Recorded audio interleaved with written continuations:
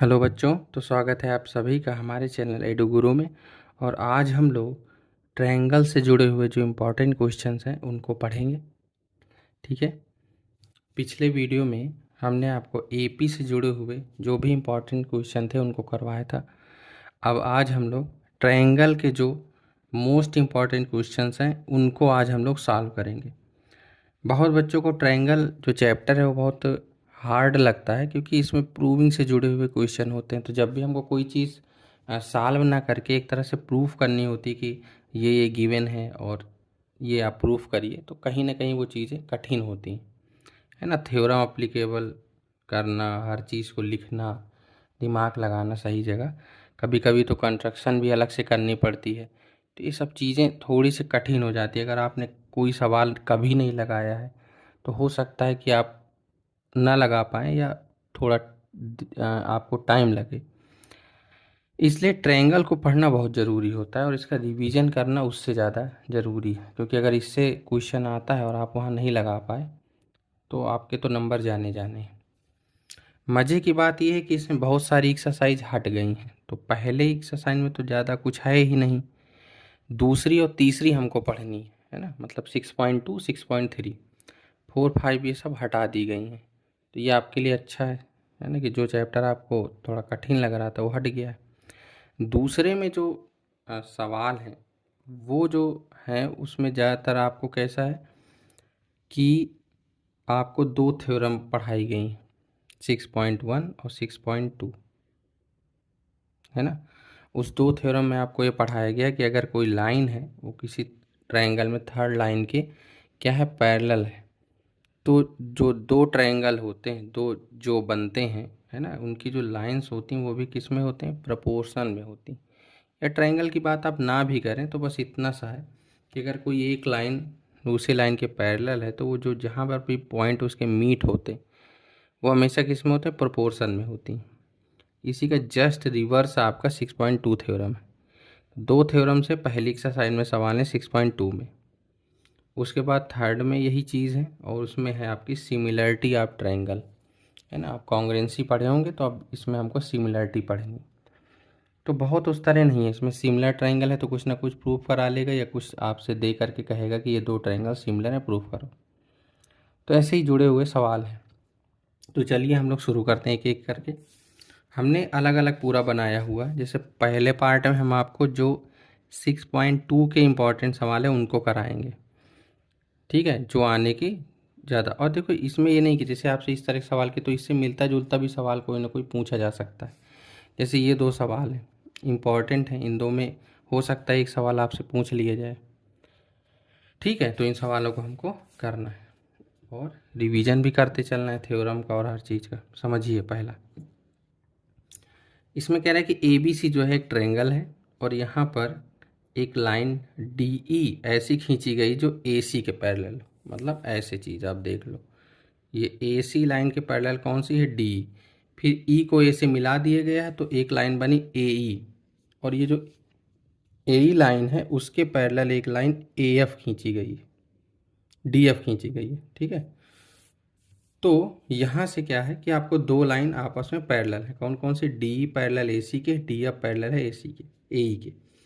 अब आपसे कह रहा है कि प्रूफ करिए कि B F upon F E equal to B E upon E C, ठीक है। ऐसे जितने भी सवाल आपको मिले, कभी भी मिले जहाँ पर दो लाइन, तो देखिए इसके पूरे केस कितने होते हैं, पहले इसको समझ लीजिएगा। देखो आपसे क्या कहेगा, कोई दो लाइन दे करके कोई एक रेशियो प्रूफ कराएगा, यानी दो पैरेलल लाइन दे दिया रेशियो, या दो पैरेलल लाइन दे करके कोई तीसरी लाइन को पैरेलल करवाएगा, ठीक है। या आपसे कोई रेशियो दे करके लाइन को पैरेलल करवाएगा, मतलब ये सवाल है ना। इस तरह से कोई रेशियो दिया और कह रहा है कि प्रूफ करो कि ये जो है पैरेलल होंगी। ऐसे जितने भी सवाल हैं उनमें आपको सिर्फ एक चीज़ पकड़ के चलनी है और वो है आपको एक कॉमन लाइन ढूंढना कि कौन ऐसा है। जैसे दो लाइन पैरेलल है तो इसके दो केसेस बनेंगे, है ना।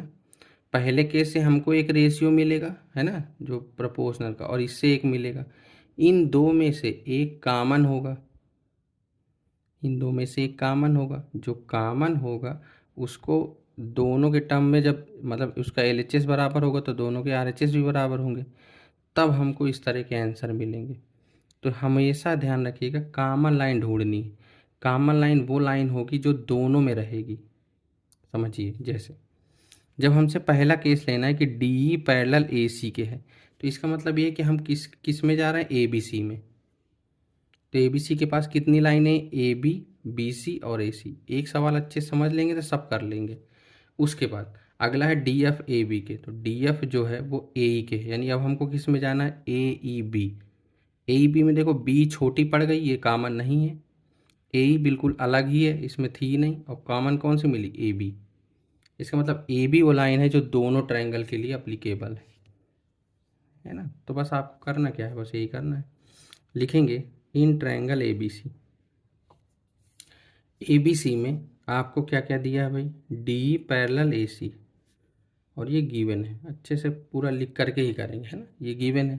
तो अगर ये ऐसे पैरेलल है तो यहाँ से क्या निकलेगा, समझिएगा, यहाँ से निकलेगा कि अगर DE पैरेलल है तो DE के पॉइंट कहाँ से हैं, E और D, है ना। तो इसमें एक एक करके लिख देंगे, क्योंकि तोड़ना हमको BE/EC से, इसलिए यहाँ से भी तोड़ेंगे। तो लिखेंगे BD/DA = BE/EC। इसको दे दिया फर्स्ट, कौन सी लगी, थ्योरम 6.1 लगी, है ना। कौन सी, कि भाई अगर कोई लाइन पैरेलल है तो वो जो लाइंस होती हैं आपस में, ये वाली, ये किस में होती हैं, आपस में प्रोपोर्शनल में होती। तो आप इतना भी लिख दीजिए, आप लिख लीजिएगा 6.1 थ्योरम यहाँ लग गई, ठीक है। और उसके बाद इन ट्रायंगल ABE, तो ABE में आपको क्या दिया है, DF जो है वो AE के पैरेलल है। तो अगर DF AE के पैरेलल है तो यहाँ पर क्या करेंगे, देख समझिएगा, DF पैरेलल AE, तो वही काम सेम BD/DA, है ना, BD/DA। तो यहाँ क्या होगा, BF/FE। इसको दे दिया सेकेंड। क्या करेंगे, equation first and second, from equation first and second क्या करेंगे भाई, BD और DA जो है दोनों तरफ इक्वल हैं, तो क्या हो जाएगा, BE/EC = BF/FE। यही हमको प्रूफ करना था। तो ये सवाल इस तरह से लगेगा। तो ये बहुत छोटा सवाल है, मतलब इसमें अभी कुछ इतनी कठिनाई वाली बात नहीं है बिल्कुल भी। दो पैरेलल लाइन कह रहे हैं और तीसरी आपसे एक रेशियो को प्रूफ करवा लिया। दूसरा देखिए, कुछ उसमें समझिए, यहाँ पर देखिए क्या केस है, दो पैरेलल लाइन दी और तीसरी करवा रहा है ना। ये वाला केस है कि दो पैरेलल दे करके कोई तीसरा करवा ले, इसको भी लगाते हैं। तो कॉन्सेप्ट सब में यूज होगा। अब समझिएगा, समझिए ध्यान से, पहले इसमें एक दो बातें समझ ली। जब दो लाइन पैरेलल थी तो हमने इन दोनों पैरेलल लाइन से क्या क्या किया, रेशियो को लाए, और रेशियो ला करके दोनों को इक्वल किया, तो हमको एक तीसरा रेशियो मिला, ठीक है। अब जब ये तीसरा रेशियो मिलता है तो जब हमको पैरेलल करना होता है, सेकेंड वाला केस, इसमें भी हमको सेम यही काम करना है कि पहुंचना हमको रेशियो में है, रेशियो के बाद हम कहेंगे कि अच्छा ये रेशियो इक्वल है, इसलिए ये लाइंस पैरेलल होंगी। कौन सी थ्योरम लगेगी, 6.1 रिवर्स, है ना, converse of basic proportionality theorem जो है उसका रिवर्स लग जाएगी या कन्वर्ज लग जाएगी उसकी। तो यहाँ 6.2, तो पहुँचना हमको यहीं है, इसलिए सेकेंड जो क्वेश्चन है वो इसी तरह का है। सेकेंड में आपसे एक ट्रायंगल दिया है PQR, यहाँ से ऐसे ये O है, यहाँ से एक लाइन है EF और वो मिलती है ऐसे D पर। वही काम है, सेम कॉमन लाइन ढूंढो। देखो क्या क्या दिया है, पहला कह रहे कि जो DE है, D है वो OQ के पैरेलल है इसके, तो यानी ट्रायंगल कौन सा गया, POQ। अगले में कह रहा है जो DF है वो OR के है, ट्रायंगल कौन सा आया, POR। इन दोनों ट्रायंगल में कौन सी कॉमन लाइन है, PO, ठीक है। तो लिखिए इन ट्रायंगल, मैं सीधा प्रूविंग करे दे रहा हूँ, है ना, आप गिवन और प्रूव दैट ये लिख लीजिए। प्रूविंग में समझिए, इन ट्रायंगल POQ, POQ में आपको क्या दिया है कि D जो है वो पैरेलल है OQ के, तो डी जो है वो ओ क्यू के पैरेलल है, ठीक है। तो यहाँ से क्या होगा कि जब ये पैरेलल है तो यहाँ से रेशियो इसका यानी P E upon E Q equal to P D upon D O, ये आए, है ना। यहाँ से कौन सी लग गई, 6.1 थ्योरम लग गई, बेसिक प्रोपोर्शनैलिटी थ्योरम जिसको बोलते हैं। अगला काम, इसको फर्स्ट इक्वेशन दे दिया। अगला, in triangle P O R, तो पी ओ आर में आपको क्या दिया है कि डी एफ जो है वो ओ आर के पैरेलल है। तो यहाँ से यही चीज़ सेम लगेगी कि P F upon F R equal to P D upon D O, ये हो गया सेकेंड वही थ्योरम 6.1। अब देखो यहाँ पर क्या है, P D upon D O, ये सेम मिलना भी चाहिए, जिसको कॉमन लाइन बनाए वही हटेगा। तो यहाँ हो गया first and second, from equation first and second. तो यहाँ से क्या आ गया देखो, P upon E Q equal to P F upon F R, ये हम रेशियो, अगर यहीं तक पूछता रेशियो तो ये हमारा आंसर होता, पर हमको एक स्टेप आगे बढ़ा दिया है ना। अब इसको थोड़ा गौर करिए कि अगर P upon E Q, P upon E Q का ratio P F upon F are के इक्वल है, तो यही पॉइंट तो मिले ई और एफ। तो अगर ये रेशियो बन रहा है, ये कब बनता है, जब ई एफ क्यू आर के पैरेलल होता है। तो यहाँ से यही लिख देंगे कि अगर ये इक्वल है तो ई एफ क्यू आर के पैरेलल होगा। थ्योरम 6.2 या इसका लिखना है तो इस तरह से, है ना, आपको आती है, इसको इसके स्टेटमेंट को ज़रूर लर्न कर लीजिएगा, क्योंकि आप यहाँ पर 6.1 नहीं लिख सकते, है ना, वहाँ आपको लिखना पड़ेगा भले शार्ट में। तो इसमें यही लिख देंगे कि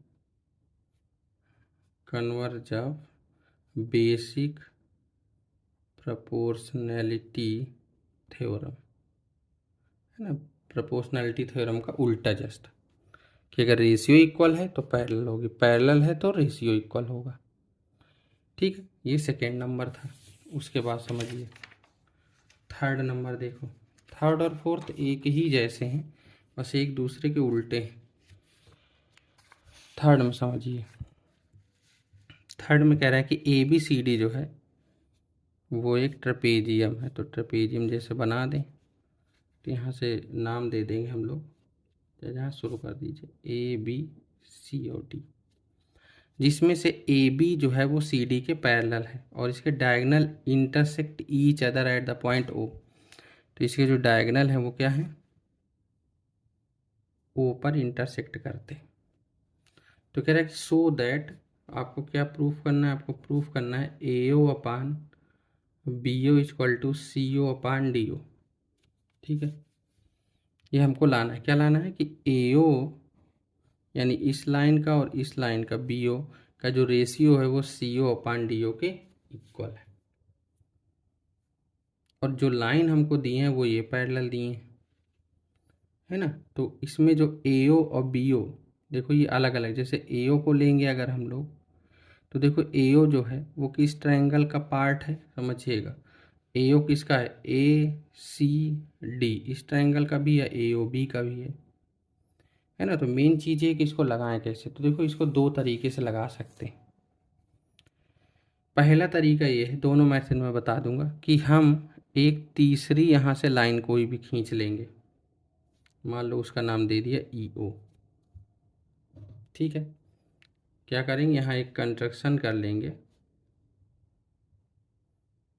और कंस्ट्रक्शन जो है वो क्या है, ई ओ जो है वो पैरेलल हमने, या यहाँ लिख दें draw E O parallel A B parallel C D, क्योंकि ए बी सी डी है तो बीच में एक के पैरेलल खींचेंगे तो तीनों आपस में पैरेलल हो गई, ठीक है। अब समझिए, अगर ये पैरेलल हो गई और हमको लाना क्या है, A O C O B O और डी ओ। अब समझिए इसमें कॉमन लाइन, फिर वही काम है कि अब हमारे पास तीन पैरेलल लाइन है, मतलब ये कि ए बी पैरेलल ई ओ और ई ओ पैरेलल सी डी, दो पैरेलल लाइन है, दो रेशियो मिलेंगे, दो में कोई कॉमन लाइन होगी वो हट जाएगी और दो रेशियो ये आपस में इक्वल हो जाएंगे, समझ रहे हो ना। ये उसी का केस है, सब उसी तरह लगेंगे, जो मैंने आपको तीन केस बताए उन्हीं में से एक सवाल होंगे, बस इसके अलावा कोई केस ही नहीं है, ठीक है।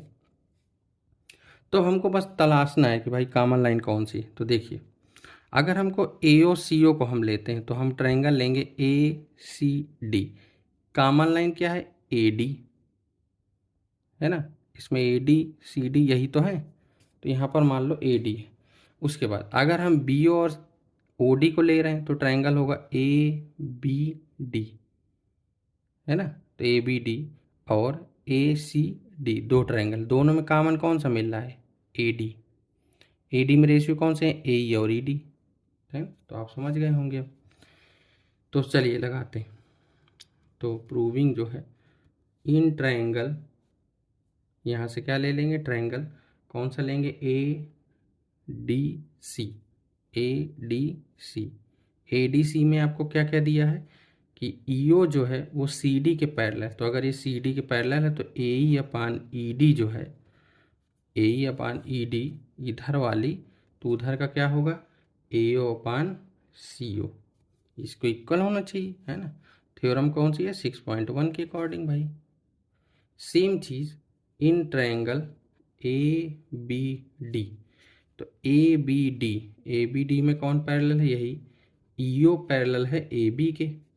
तो अगर ये पैरेलल है तो वही सेम चीज़ यहाँ पर भी कि AE upon ED equal to BO upon DO, है ना। ये फर्स्ट है, ये सेकेंड है। क्या करेंगे? From equation first and second, तो यहाँ से क्या निकल आएगा? यही कि AO upon CO equal to BO upon DO। ये इक्वल हो गया। हमको क्या चाहिए? हमको चाहिए AO अपान BO, तो इसको इधर ले लेंगे, AO अपान BO, CO उधर चला जाएगा। यही आपसे पूछ रहा था, ठीक है। तो इस तरह से ये वाला सवाल लगाएंगे। अगला जो सवाल है वो बिल्कुल जस्ट इसका उल्टा है। उसमें ये दिए है और कह रहा है कि प्रूफ करो कि ABCD के पैरेलल है। तो जस्ट इसका उल्टा लगा देना है हमको, ठीक है। वो बताएंगे। इसका सेकेंड मेथड देख लीजिए, सेकेंड कैसे, दूसरा तरीका कौन सा है। मेथड सेकेंड देखो, मेथड सेकेंड ये है कि अगर AB, ये छोटा भी है, AB अगर CD के पैरेलल है तो, चूँकि ये मेथड इसलिए कि ये इस एक्सरसाइज के लिए ये था, है ना। पर जब हमसे पेपर में पूछा जाएगा तो वहाँ तो एक्सरसाइज से कोई लेना देना है नहीं हमको, है ना। वहाँ तो कोई लेना देने कि आप किस उससे लगाते हैं, आपको बस सवाल लगाने से मतलब है। जो चीज़ें यूज़ कर रहे हैं वो सिलेबस में होनी चाहिए। तो देखिए क्या करेंगे कि अगर ABCD के पैरेलल है, ठीक है, तो अगर ABCD के पैरेलल है तो देखो इसका ये वाला एंगल, इसके ये वाले एंगल के क्या होगा? Equal, alternate angle. और इसका ये वाला एंगल इस वाले एंगल के इक्वल होगा, ठीक। अब देखो जब इसका ये एंगल इधर का इसके इक्वल है, ये वाला एंगल इसके इक्वल है, दो एंगल हो गए, तो जो ट्रायंगल है AOB और COD, ये दोनों आपस में क्या हो जाएंगे? ये आपस में क्या हो जाएंगे? सिमिलर बाई AA सिमिलरिटी, ठीक है।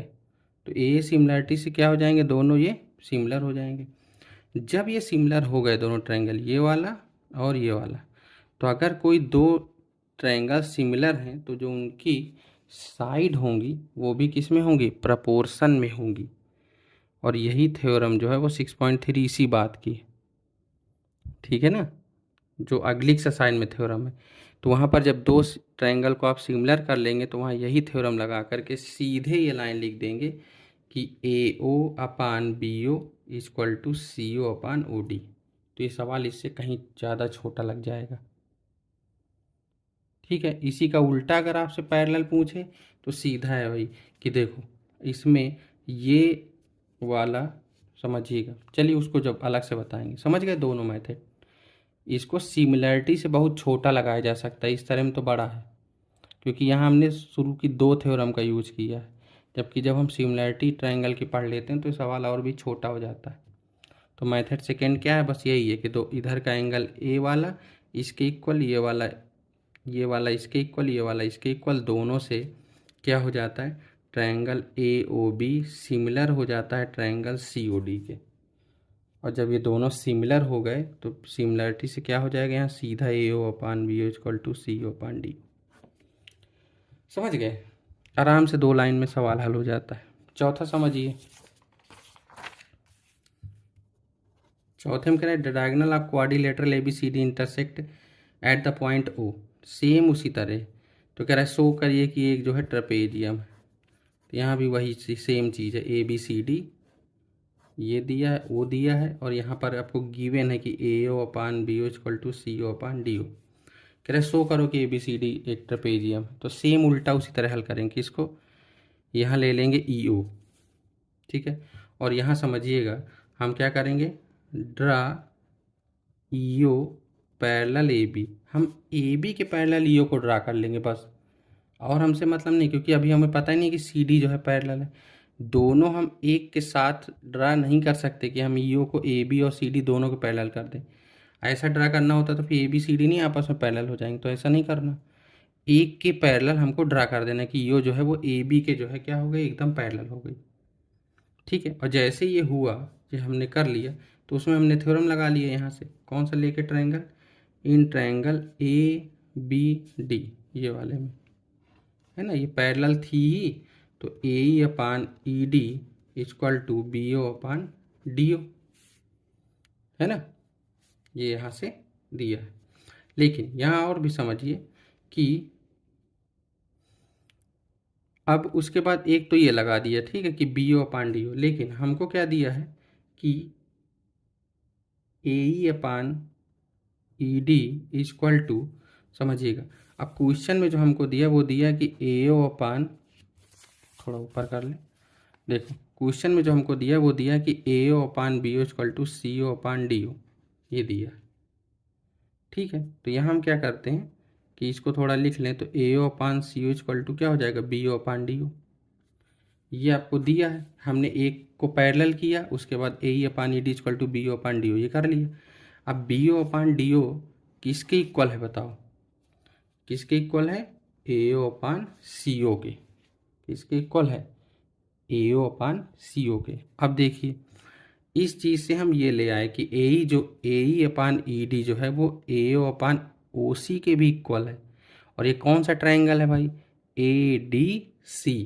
तो अगर ये है तो इसका मतलब क्या होगा कि जो EO है वो CD के भी पैरेलल होगा। थ्योरम 6.2 रिवर्स, कि अगर ये रेशियो इक्वल है, इसका मतलब क्या होगा कि EO CD के पैरेलल होगा, तभी तो ये आया, ठीक है।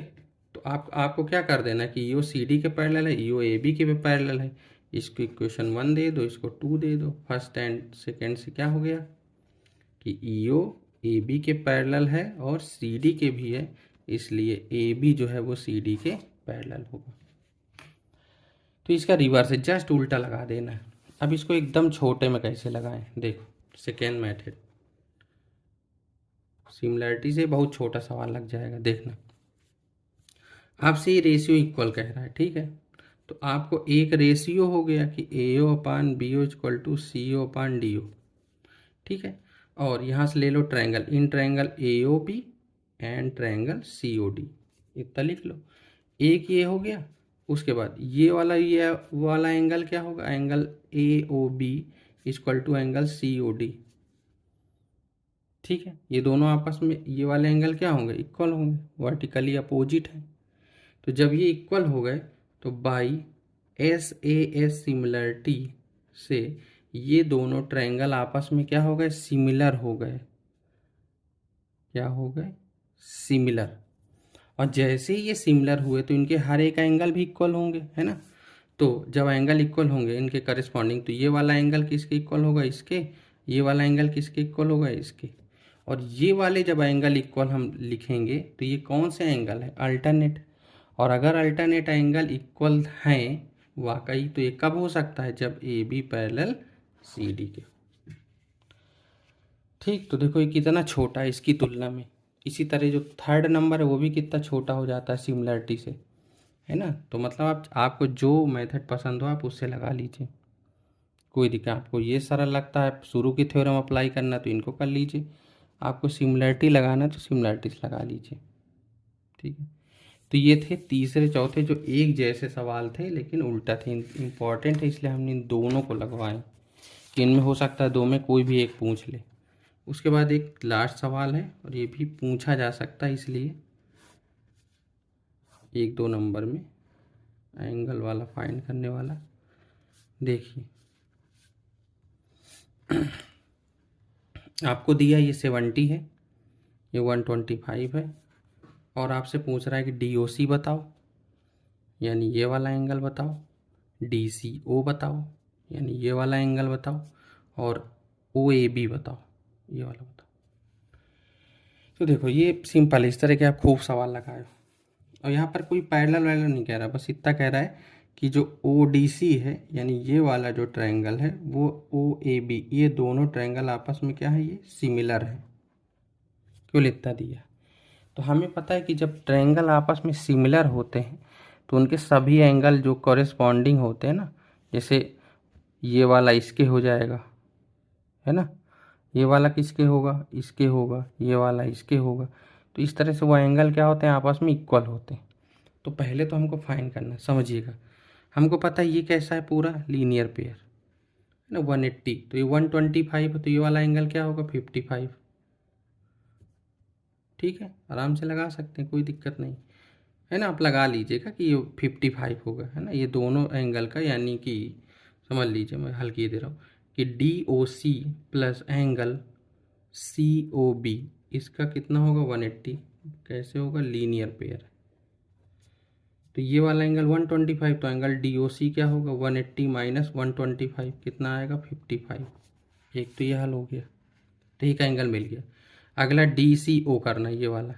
अब पता है कि हमको ये भी पता है, ये भी पता है, ये निकालना है, तो ट्रायंगल ले लें, इन ट्रायंगल DOC, तीनों एंगल का सम कितना होगा, तीनों का सम कितना होगा, 180 होगा। तो जब ये 180 होगा, यानी 70 प्लस 55 प्लस DCO, ये कितना जाएगा, 180।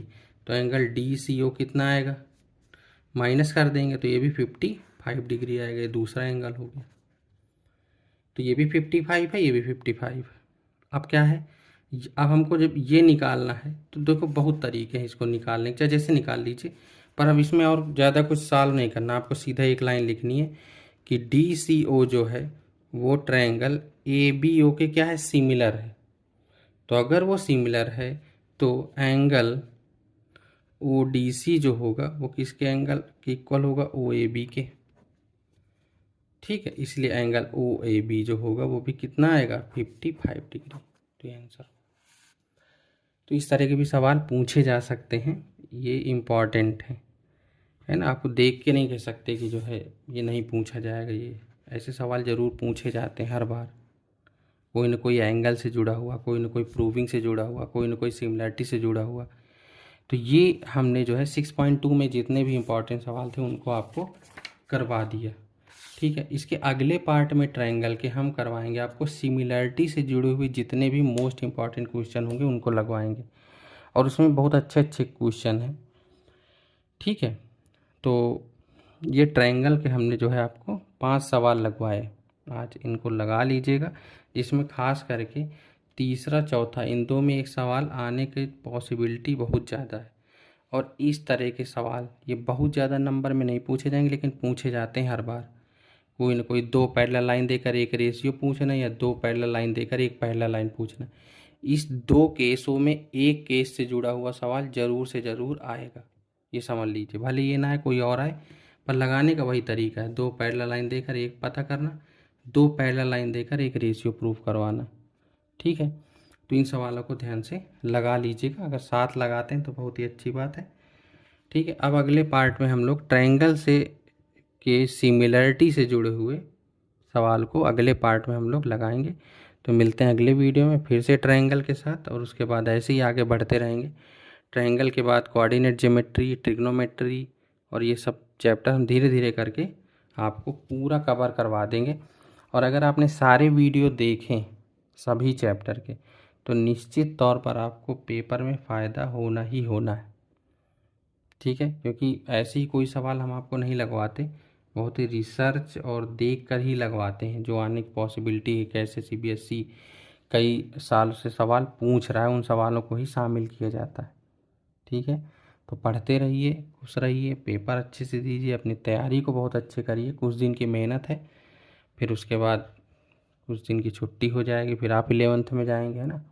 तो मैथ में अच्छा स्कोर करेंगे तो 11th में भी मैथ ले पाएंगे, नहीं तो आपको बहुत सारी स्कूल जो हैं वो देंगे नहीं मैथ 11th में। इसलिए पढ़िए, और जिस भी पेपर में गैप ज़्यादा है उसमें सभी विषयों को थोड़ा थोड़ा टाइम दीजिए, ताकि सभी विषय में आप अच्छा स्कोर कर पाएँ।